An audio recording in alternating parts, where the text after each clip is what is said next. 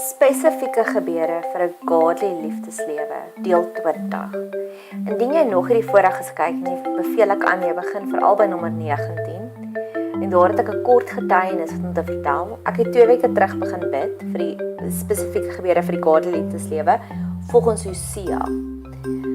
Verlede week toe ek moes aangaan daarmee, was ek 3 keer baie ernstig aangeval deur die vyand. Internetprobleme, my eie emosionele gesondheid was baie af en ook my fisiese gesondheid. Ek het baie daaroor gebid en ek het heeltyd teruggekom na dis hierdie Hosea gebeure wat dit so erg laat trigger het. En vanoggend en ek het God het weer my joy kom herstel, uit die internet kom herstel, alles is net beter en my gesondheid ook. En vanoggend het ek een van die mees romantiese gestures nog ooit in my lewe gekry wat iemand vir my deurgestuur het. So hierdie gebeure is baie powerful. Wees gewaarsku. Mag jy beskermd wees, volkome beskermd wees wanneer jy deur hierdie video's kyk. Nommer 111, die vorderingstipe liefde. Hosea 2 vers 20, en ek sal my met jou verloof in trou.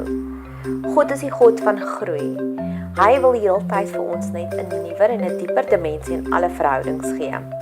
Hy wil hê alle verhoudings wat hier op aarde is moet groei en verdiep. Van verloving na trou. Dis glo ek ook en ek verklaar nou dat alle tipe verhoudings sal verdiep. Alle tipe godly verhoudings sal verdiep tot die dieper vlakkie van connections. Nie net statiese tipe liefde nie, maar die groeiende tipe van liefde. Nommer 112, publieke liefde. In die dag sal ek verhoor, spreek die Here. Ek sal die hemel verhoor en die sal die aarde verhoor. Die hemel en die aarde en alles daarin sal getuienis wees van ons liefde. Laat ons dag tot dag nuwe maniere soek om vir die wêreld te verkondig van ons publieke liefde. Ek dink spesifiek aan die ou tydse maniere hoe plase die naam verkondig van beide die man en die vrou se name. Of byvoorbeeld Facebook bladsye is nou as 'n koppel geregistreer. WhatsApp profile pics is van hulle saam. Laat ons die eenheid net aanhoudend en konstant uitbesy na die hemel en na die aarde. Nuwe innoverende maniere om te sê, dit was ek, maar nou is dit ons. Ooh, what a wonderful world. 113, power couples, Hosea 2 vers 22, en die aarde sal die koring verhoor en die mos en die olie, en die sal Jesrael verhoor. Die versie laat my dink aan Eva Peron en Juan Peron. Omdat hulle mekaar so geboost het en opgebou het, het beide die beste weergawe van hulle self geword. Omdat hulle die beste weergawe was van hulle self, het hulle liefde seën gebring vir die hele Argentinië.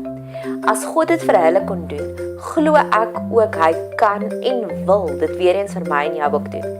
Dat ons liefde, die koring, mos en olie, al 3 simboliese uitbeeldings van seën, ook laat manifesteer na die aarde toe.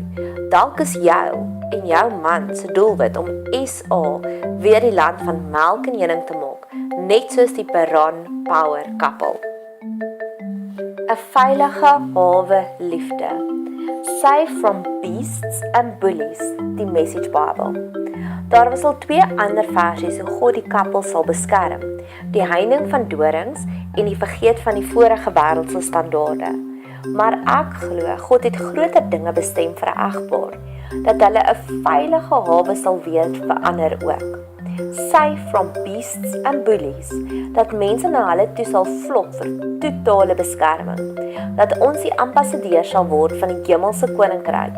In die films, beide Born Identity en Taken word die ambassades gesien as veilige hawes, waar die vyand nie meer die internasionale persone mag aanraak nie.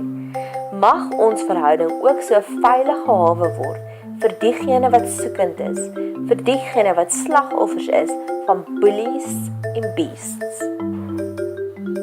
Nommer 115, van scatterlings na geplantes.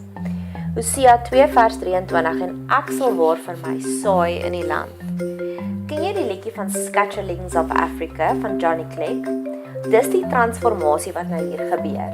Nie meer verstrooides wat waai soos die wind waai nie, maar nou is ons farm geplant om vrugte op te lewer.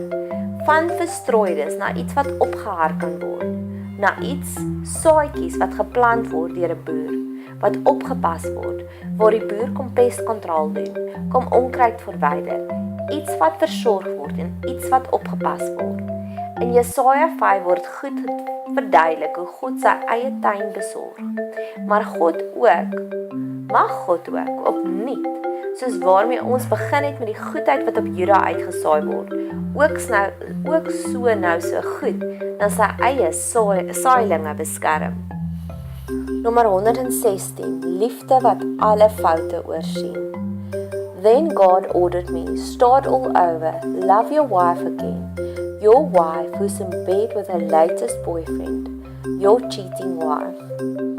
In die begin in die eerste video het ek verduidelik dat God gee vir Hosea die opdrag gaan trou met die prostituut vrou.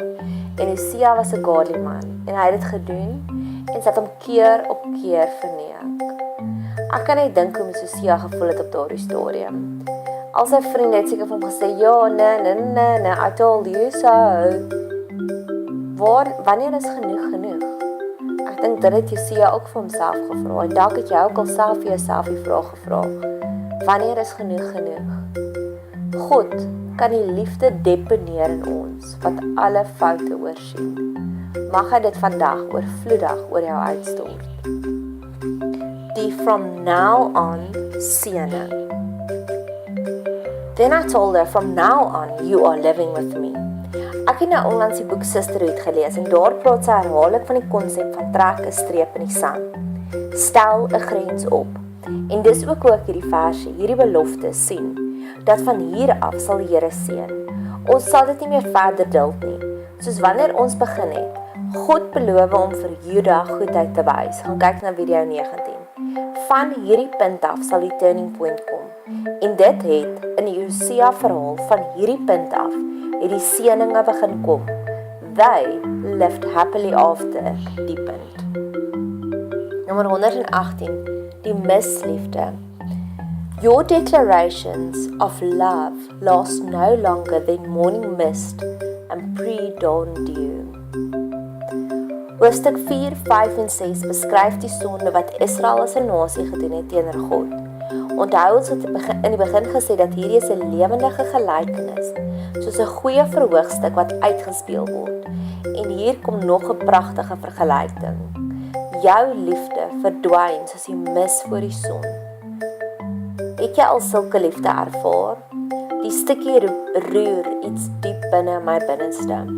Ons het vroeër die konsep van olam liefde bespreek, maar hierdie is die teenoorgestelde. Dis die misliefde.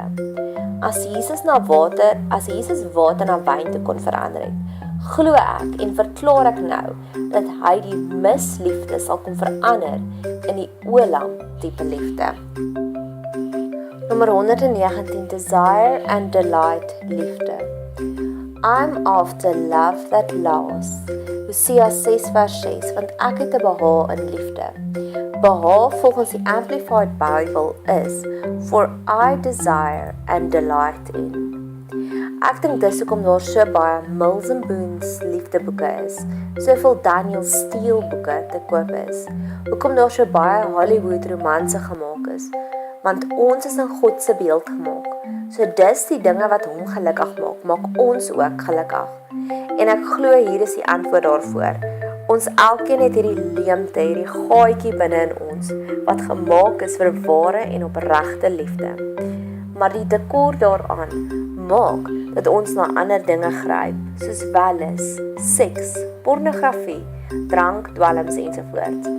Ons is op soek na desire and delight, maar ons is nie bereid om 'n paadjie te stap daarheen nie, die paadjie van ware liefde nie. A quick fix gratifications versus 'n langtermyn opoffering met soveel voordele en belonings. Mag God ons leer hoe om daardie desire and delight liefde op te soek. Mag hy ons in sy liefdeskool inskryf. Die volgende video sal binnekort volg. Elke Saterdag release ek 'n nuwe liefdesvideo.